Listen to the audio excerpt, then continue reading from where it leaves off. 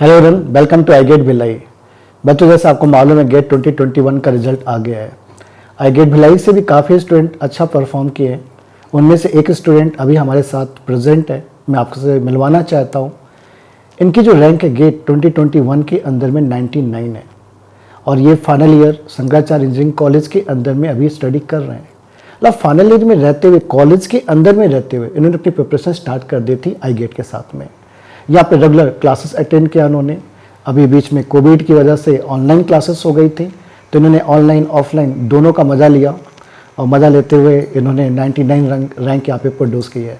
तो आज इनकी जर्नी के बारे में हम लोग जानेंगे कि इन्होंने प्रिपरेशंस कैसे किया, कोविड-19 में भी इन्होंने अपने आप को कैसे मोटिवेट रखा, टॉप 100 में अपने आप को कैसे यहाँ पे लेके आया, कैसे इनकी जर्नी रही, इन्हीं की जुबान से सुनते हैं देव से ही। तो hello Dev. Hello sir. First आपको बहुत बहुत बधाई कि आपने फाइनल ईयर में कॉलेज में रहते हुए एक टॉप 100 रैंक जनरेट कर दी है और मुझे बहुत ही हैप्पी फील हो रहा है एज ए टीचर, क्योंकि जब मैं अपने बच्चों को देखता हूँ सक्सेस होते हुए तो मुझे भी काफ़ी गर्व महसूस होता है और मुझे भी लगता है कि हम भी कुछ अच्छा काम कर पा रहे हैं। हाँ सर। तो आपको कैसा फील हो रहा है, आपके फैमिली को कैसा फील हो रहा है? सर बहुत घर वाले बहुत ज़्यादा प्राउड है और मैं भी बहुत ज़्यादा खुश हूँ। ऐसे पहले स्टार्टिंग में जब ज्वाइन किया तब उतना लगा नहीं था, लेकिन धीरे धीरे करते करते आया कि हाँ हो जाएगा, आ जाएगा अच्छा, और फिर आ गया तो सर अच्छा लगा अब। तो दिव, आपका जो स्कूलिंग से स्टार्ट करते हैं थोड़ा सा। हाँ सर।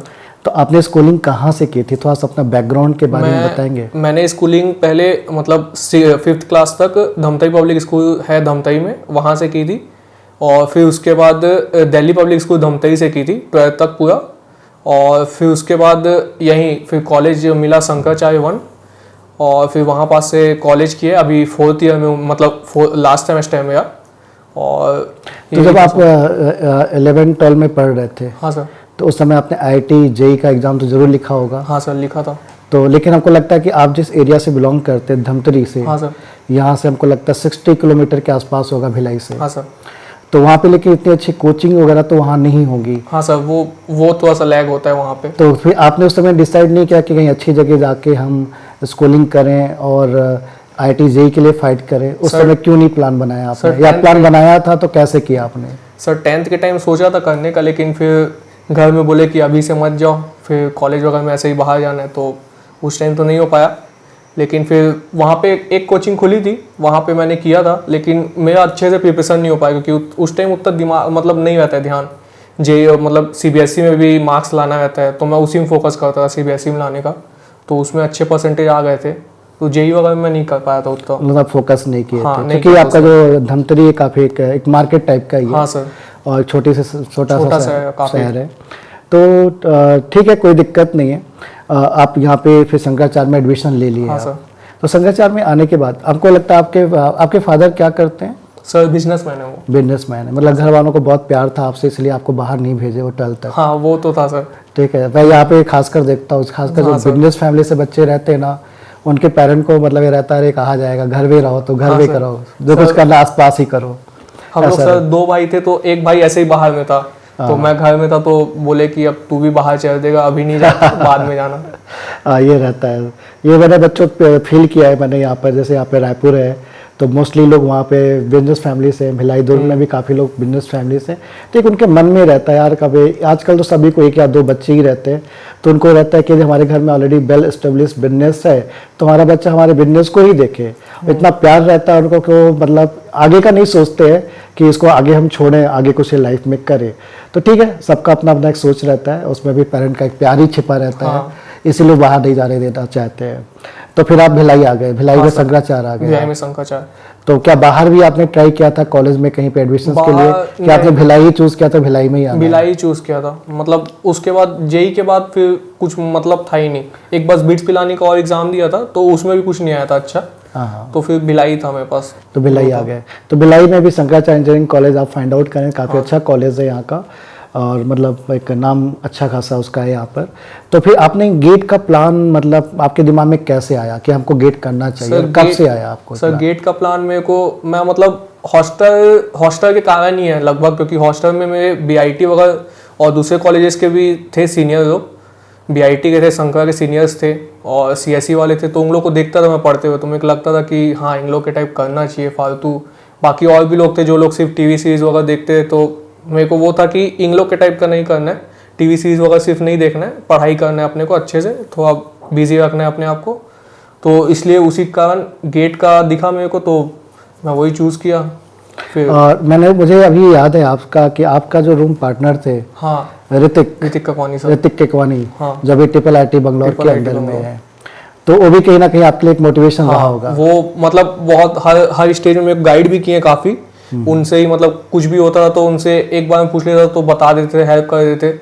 और जैसे मैं प्लान भी बनाया था तो उन्हीं से पूछ के ही बनाया था कि 1 साल का मेरे को बोले थे कि 1 साल का तू स्पैन में रखना कि पूरे सब्जेक्ट को कंप्लीट करने के ऊपर फोकस करना पूरा पहले, फिर उसके बाद टेस्ट सीरीज वगैरह करना 6 महीने या जो भी आखिरी बचा होगा, तो उन्हीं से पूछ के सब किया था मैं। ओके। तो दिव्य, आपको मैं एक बात और बता देता हूँ, आपको शायद मालूम नहीं होगा। हाँ। कि जब आप प्रिपरेशन यहाँ पे कर रहे थे अभी कोविड में, जब आपकी प्रिपरेशन, आपके परफॉर्मेंस में देख रहा था, ऑनलाइन क्लासेस में आप जो क्वेश्चन वगैरह पूछते थे, काफ़ी अच्छे क्वेश्चंस पूछते थे, और आपके जो मैं टेस्ट वगैरह में मार्क्स वगैरह दिखता था, तो मैंने ऋतिक को ना एग्ज़ाम से जस्ट 3 महीने 4 महीने पहले मैसेज किया था, और मैंने बोला कि भाई ये लड़का है जो अच्छा कर रहा है, और इसको तुम प्रॉपरली गाइड करो, ये रिजल्ट मुझे चाहिए, कैसे भी ये रिजल्ट चाहिए मुझे। वो सब फिर उसके बाद फ़ोन वगैरह भी आता था कॉन्स्टेंटली कि कर रहा है कैसे चल रहा है सब चीज़। 10 दिन पहले ही फ़ोन आता था, फिर 2 दिन पहले ही फ़ोन आता था, पूछते थे कि रिवाइज हो गया आपको, ये चीज़ कर दिया।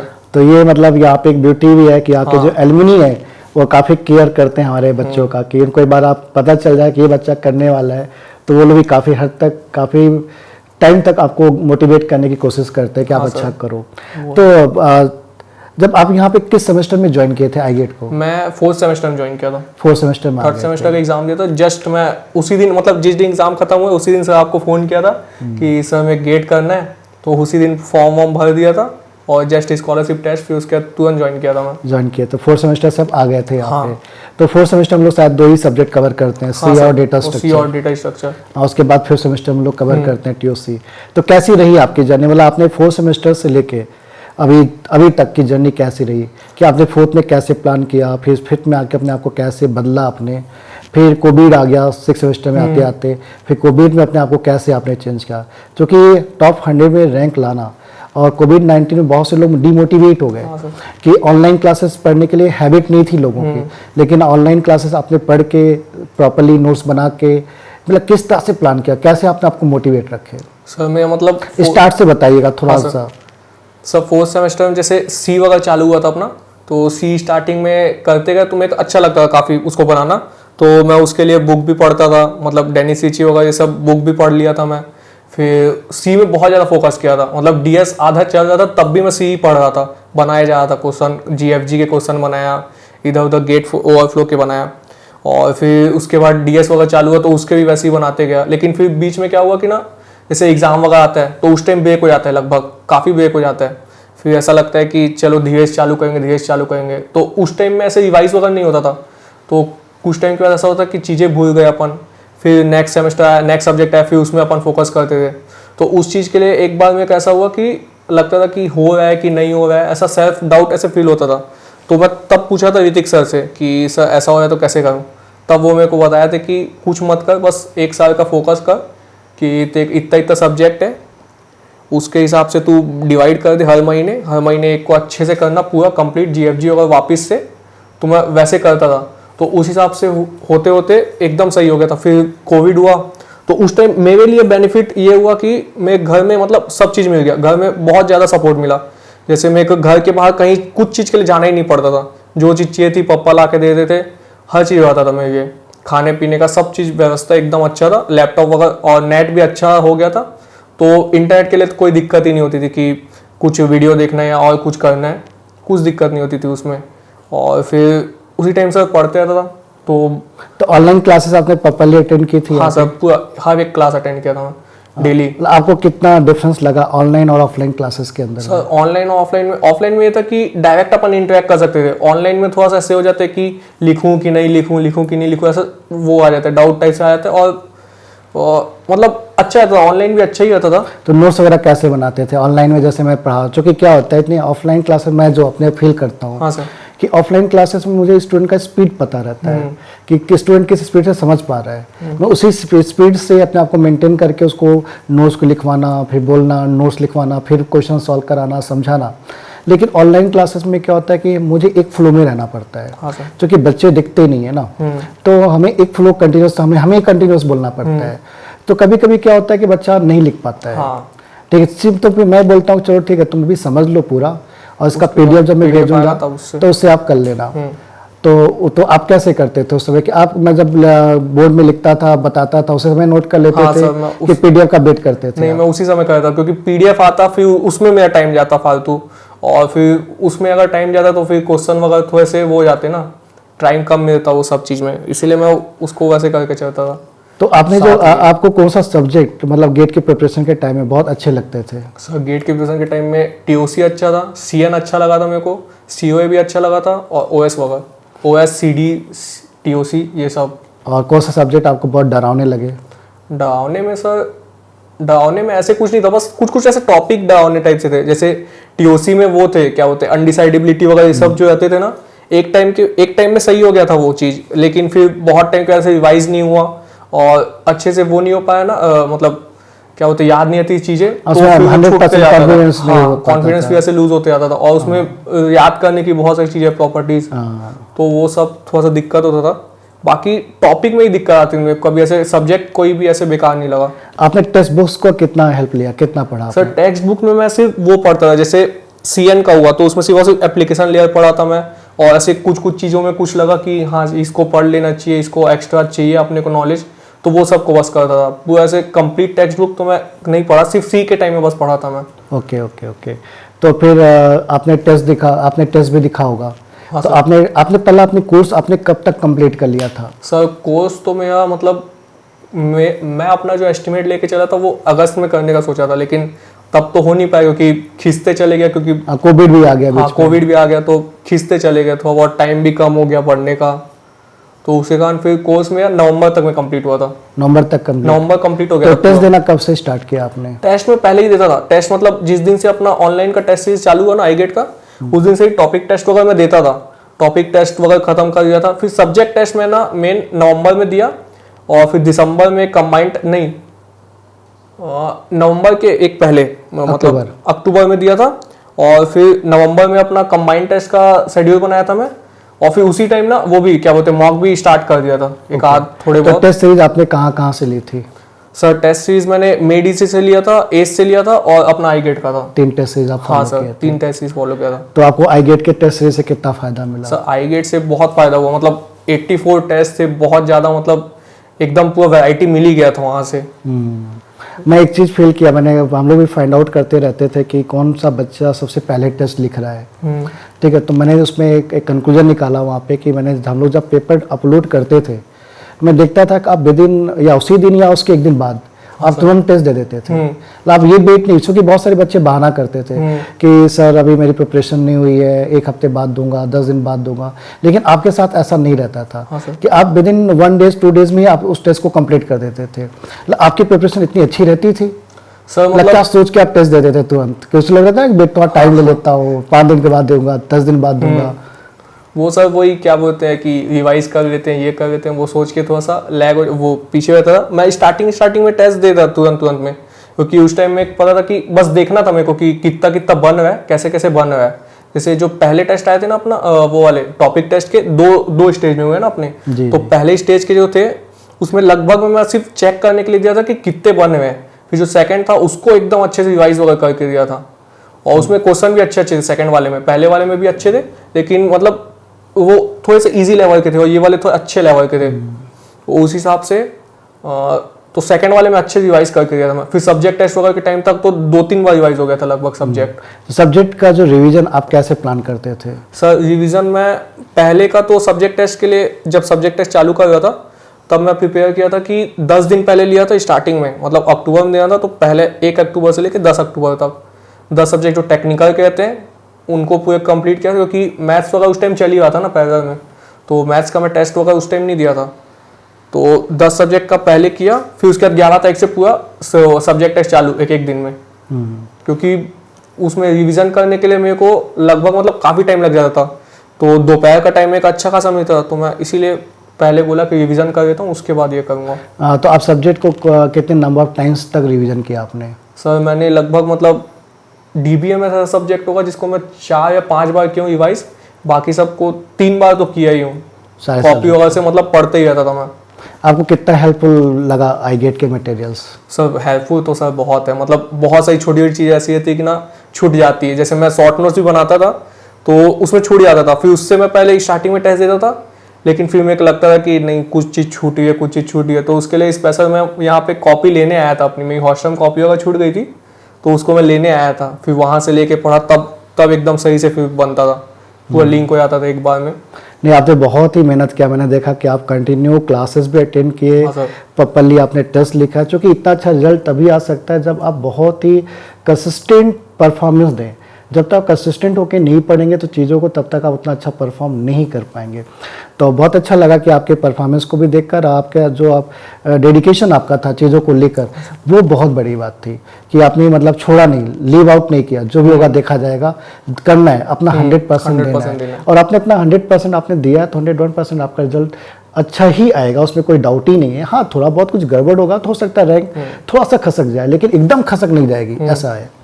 और मतलब प्राइवेट कॉलेज में पढ़ते हुए और as a fresher, as a final year में टॉप 100 में आ रहे हैं, बहुत बड़ी बात है ये, क्योंकि फर्स्ट एक्सपीरियंस था आपका। हाँ सर। इतने बड़े एग्जाम को लिखना। हाँ, हम लोग के टाइम तो वो भी नहीं था कि 6 सेमेस्टर में दे दो एग्जाम वगैरह। हाँ, इन लोग के टाइम तो थोड़ा सा एक बार हो भी गया, आपके जूनियर्स के लिए एक फायदा हो गया। हाँ। ये तो है। तो आपने मॉक टेस्ट सीरीज कब से स्टार्ट की? मॉक टेस्ट में मतलब नवंबर चालू कर दिया था। मेरे पास लगभग मेरे को देने थे 36 मॉक टेस्ट टोटल में, तो एक एक दिन कर करके मैं देता था सबको।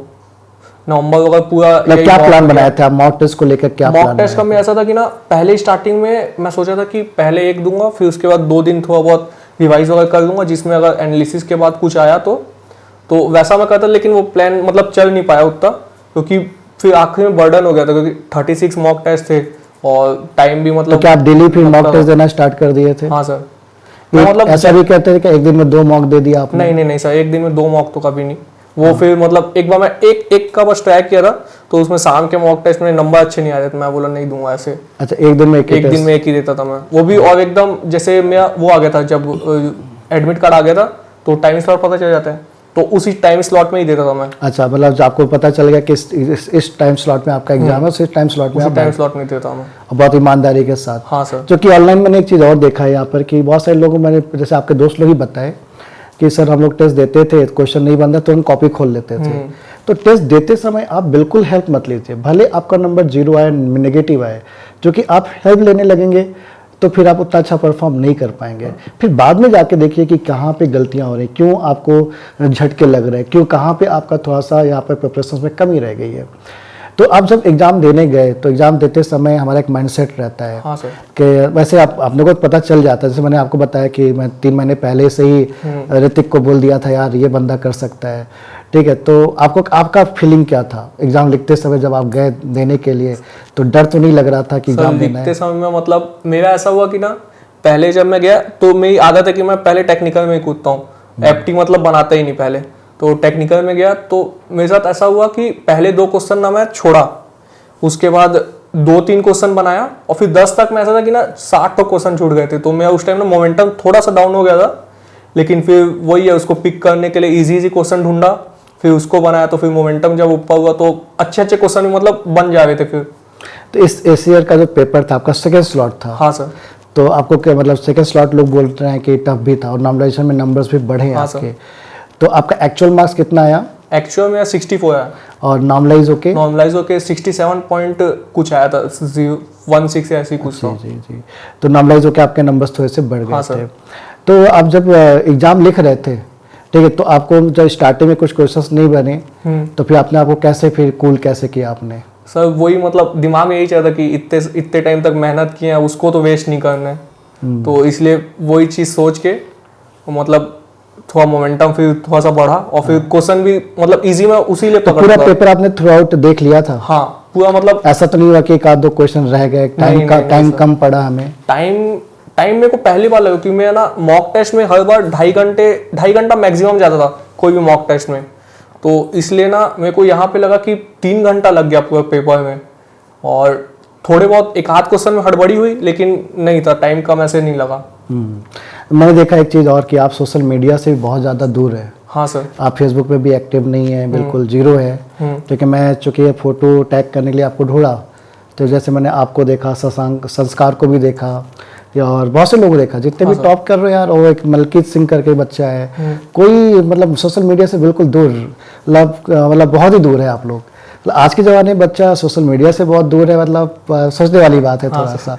तो आप लोग कैसे इसको ट्रीट करते हैं सोशल मीडिया को? सर मेरा ना पहले था अकाउंट, पहले मतलब मैं थोड़ा बहुत रहता था एक्टिव, ऐसी पोस्ट वगैरह देख रहा था थोड़ा टाइम पास के लिए। लेकिन फिर गेट का प्रिपरेशन मतलब 6 महीना पहले पूरा बंद कर दिया था मैं, आईडी डिलीट कर दिया सीधा। फिर उसके बाद अभी जस्ट बनाया उस टाइप से।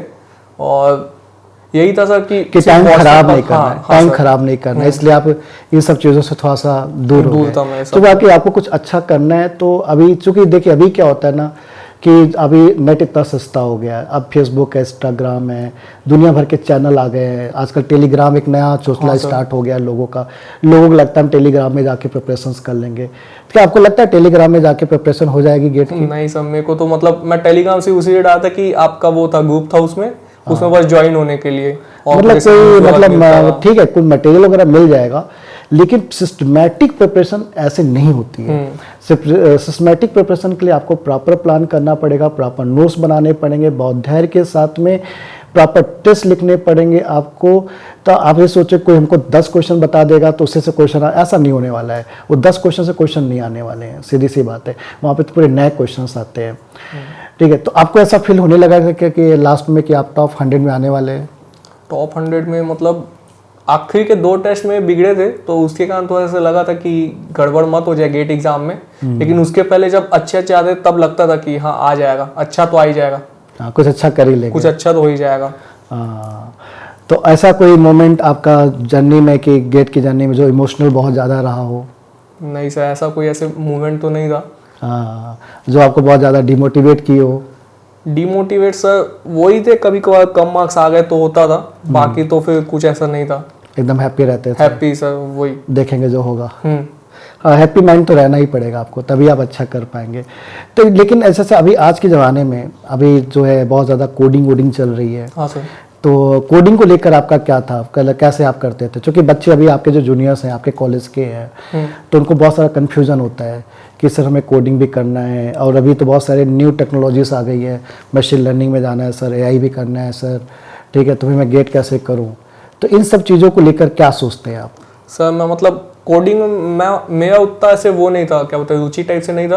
क्योंकि मैं 11th-12th में पी लेके पढ़ा था, तो उस टाइम अगर वो लिया था कंप्यूटर साइंस कुछ रहता वहाँ पे, तो शायद रहता इंटरेस्ट कि कुछ कोडिंग करता। मैं तो कोडिंग मतलब किया ही नहीं था, इस टाइप से था। फिर सी वगैरह थोड़ा बहुत करता था कॉलेज वगैरह के लिए, और ऐसी एक आध बार बस हैकर रैंक वगैरह ऐसी ट्राई किया था, तो उसमें उतना मतलब मज़ा नहीं आया था मेरे को, उतना आपको इंटरेस्ट नहीं आया था, जगह नहीं। हाँ। वैसे अब आपके पास अच्छा टाइम है। हाँ सर।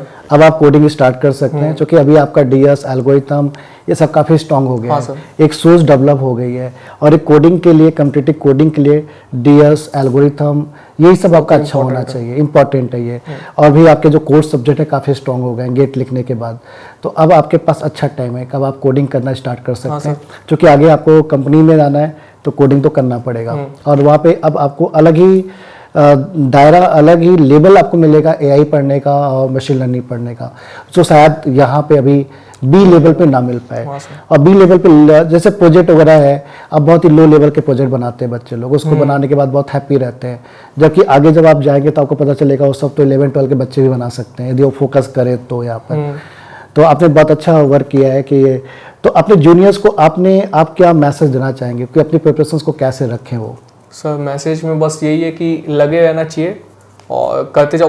बस ये मत सोचो, अभी से मत सोचो कि कितना आएगा क्या आएगा, अभी टारगेट मत लेके चलो, प्रिपेयर कर लो एक हद तक, उसके बाद सोचना कि कितना आ सकता है, क्या हो सकता है। अभी से मत सोचो, बस करते रहो, जितना हो रहा है, जितना कैपेसिटी है, और हर बार मतलब कैपेसिटी को बढ़ाने की कोशिश करो।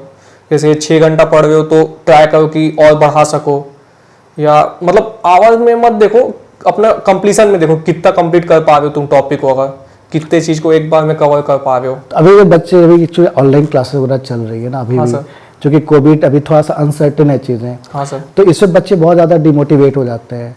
ठीक है कि मतलब मज़ा नहीं आ रहा सर, या मतलब 10 क्वेश्चन बनाने के लिए बैठे तो उसमें से 4 या 5 ही बने, 10-5 नहीं बने, तो डिमोटिवेट हो जाते हैं। तो ये तो आपके साथ भी होता रहा होगा हाँ ना? सर, जरूर होता है, वो सबके साथ होगा, क्योंकि मतलब ऐसा होता तो नहीं कि आप 10 क्वेश्चन लेके बैठे 10 बन गए आपसे? नहीं, कभी नहीं, ऐसा कभी नहीं। स्टार्टिंग में पहले बार में तो कभी नहीं बनता था। मतलब कुछ ना कुछ ऐसी चीजें रहती थी कि ना जो हम नहीं पढ़े हैं अभी, मतलब वो पढ़ने की है, ऐसे जानने की है। कुछ ऐसे थ्योरी क्वेश्चन ही आ जाते थे इतने सारे कि कहीं और का, मतलब कुछ डीप टॉपिक टाइप का है जिसको शायद बुक में पढ़ोगे शायद तुमको एक बार मिल जाए, लेकिन वैसे मैं बुक अगर नहीं पढ़ता तो वो तो होता ही था सर। हाँ, नहीं बच्चे ना थोड़ा सा क्या चाहते हैं कि हमको हर एक चीज़ पक्की पक्का ही मिल जाए, वैसा तो एकदम नहीं पक्का होता पक्का तो नहीं मिलेगा आपको। उसके लिए चीज़ें तो मेहनत करना ही आपको पड़ता थोड़ा मेहनत करना पड़ेगा, और कभी कभी आपको आता ही रहता है तब उसको कनेक्ट नहीं कर पाते हैं। मतलब जो एक तरीका होता है सोचने का, वो आप सोच नहीं पाते हैं। तो इसके लिए आप प्रॉपर्ली टेस्ट देखते जाइए और कंटिन्यूस एनालिसिस करते जाइए। जितना ज़्यादा आप एनालिसिस करते जाएंगे उतना अच्छा रहेगा आपके लिए। और क्लासेस मिस मत करिए, क्योंकि इस बच्चे क्या होता है ना कि अभी 2-3 क्लासेस मिस कर देते हैं, फिर उसके बाद एक बार आपने मिस करना स्टार्ट कर दिया तो फिर आपका पूरा सब्जेक्ट ही क्या होता है आपके हाथ से निकल जाता है। फिर आपको लगता है कि हमारे दोस्त बहुत आगे निकल गए, आप बहुत पीछे हो गए, इसलिए आप प्रिपरेशंस क्या कर देते हैं, छोड़ देते हैं आप। तो ऐसा नहीं करना है आपको। आपको कंटिन्यूअस क्लास, प्रॉपर्ली क्लास क्या करना है, अटेंड करना है, नोट्स प्रॉपर बनाना है। जो कि आपके पास हथियार ही नहीं रहेगा तो आप जंग कैसे करोगे? तो हथियार तो बनाने पड़ेंगे ना आपको, अभी से बनाने पड़ेंगे, क्योंकि जंग की लड़ाई आपको लड़नी है। तो उसके लिए उससे पहले आपको अपना फुली प्रिपेयर्ड करना है, सभी चीज़ों को लेकर प्रिपेयर करना है। ठीक है, तो बहुत सारे बच्चे ऐसा भी बोलते हैं कि यार हम इतने मतलब हम ऐसे यहाँ पे पढ़ रहे हैं, भिलाई के अंदर पढ़ रहे हैं, शायद हमसे गेट नहीं होगा। नहीं सर, ऐसा तो नहीं है। मतलब मैं तो कितने सारे लोग को मतलब देखा हूँ, मैं अपने सामने ही देखा हूँ ना। जैसे प्राजक्ता मैम थी, उनको देखा हूँ मैं, फिर क्या बोलते हैं स्वभी मैम को देखा, फिर पिछले साल भी उनका आया था, क्या बोलते हैं 200 कुछ रैंक आया था, गौरव सर का आया था, पार्टनर तो था ही। हाँ, ऋतिक सर को देखा मैं सबको मतलब देखा ही हूँ। उन लोग कभी रहते हैं, वो काफ़ी लोग करते हैं। ऐसा नहीं है, यहाँ पे इम्पोर्टेंट नहीं कि आप भिलाई में के बाहर है, मेन है कि आप प्रॉपर वे में लगे रहिए। हाँ, और एक मोटिवेशन के साथ लगे रहिए। तो दिप ऐसा कुछ और ख़ास बात इनको बताना आप चाहेंगे कि जो 3 आवर्स के अंदर में गलतियां हो जाती हैं, ठीक है, थोड़ी बहुत, ठीक है, तो जैसे आपको भी लग रहा होगा यार उस समय मेरा माइंडसेट ये ना हो कि ये होता तो जो 99 रैंक है वो शायद हो सकता था और अच्छा हो जाता। वैसे नॉलेज सबका बराबर ही रहता है, चाहे आप टॉप 10 में आओ चाहे आप 100 में आओ, ठीक है, मतलब नॉलेज का में कमी नहीं है, वो थोड़ा सा माइंडसेट का थोड़ा गेम रहता है। तो क्या बोलना चाहेंगे आप इस पे? उसमें बस यही है कि कूल माइंड से देना, मत सोचना कि क्या होगा क्या नहीं होगा। क्वेश्चन के ऊपर रहता है, और हमेशा ये रहता है कि जीरो से चालू होगा। ऐसा नहीं कि मेरे टेस्ट में तो 50 नंबर आता था, 40 नंबर आता था तो यहाँ पे भी उतना ही आएगा, वैसा नहीं होता। हर पेपर अलग होता है, हर पेपर के क्वेश्चंस अलग होते हैं, हर पेपर का वो अलग रहता है, मतलब कितने वेटेज टाइप से आ रहे हैं।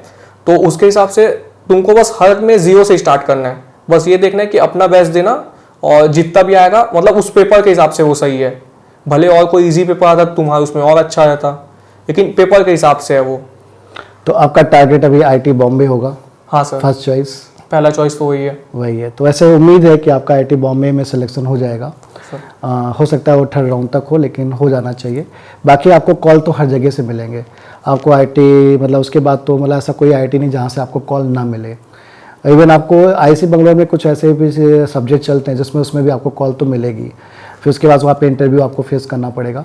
तो ऐसा है, लेकिन आईटी बॉम्बे मुझे लगता है कि मोस्ट प्रोबेबली आपको मिल जाना चाहिए, क्योंकि वहाँ पर 105, 106 तक होता ही है। हाँ सर। जो कुछ बच्चे आईसी चले जाते हैं तो कुछ बच्चे यहाँ पे आते हैं, तो मतलब उम्मीद तो है।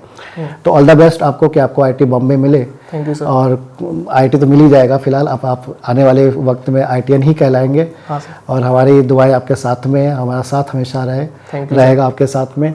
और अपने जूनियर्स को भी आप अच्छे से गाइड करते रहिए। हाँ सर। उनको भी मोटिवेट करते रहिए, जब भी आपको मिले वो, और किस बात पे चलना और कैसे चलना है उनको बताते रहिए सही डायरेक्शंस पे। तो बच्चों आप लोग लगे रहिए, और इनका कॉन्टैक्ट नंबर कभी भी चाहिए तो मैं आपको शेयर भी कर दूंगा, आप इनसे डायरेक्टली कनेक्ट हो सकते हैं, इससे गाइडेंस ले सकते हैं। और बस मोटिवेट रहिए, आप चीज़ों को अच्छी चीज़ करने के लिए लग जाइए आप। All the best, thank you.